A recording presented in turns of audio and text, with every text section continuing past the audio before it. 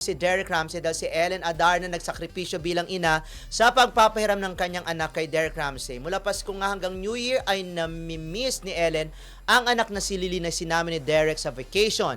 Sa mga larawang Pinoy si Derek ay karga nito si Lily sa pamosong London Eye at labis ang saya. Oo naman. So, at least 'di ba, bilang mga magulang, dapat naman si Ellen talaga hindi pagdamot si yung anak kay Derek, 'di ba? Pagkatapos naman nangyari, mga ano tawag doon, baragulan. Okay na silang dalawa Okay yung problema, pero wag idamay talaga yung bata. Pero parang feeling ko, may pag-asa pa magkabalikan itong dalawang ito. Kasi Talaga? nag-uusap sila, kasi pinahiram Malay yung mo bata naman, ipapasa ni Derek dun sa kung sino man yung kasama para nung video call na, yun na lang kausap. Pero sana nga lang magkabalikan itong dalawang ito kasi bata pa itong si Lily. Tapos Lily. maghihiwalay sila agad. Kasi Kawawa naman. sa pinakita ni Ellen na picture ng video call, siyempre si Lily lang nakikita, di ba? Hindi naman, Ay, okay lang hindi naman naman karga yun. ni Kasi si Lily lang naman talaga. Siyempre para i-check nga si Lily.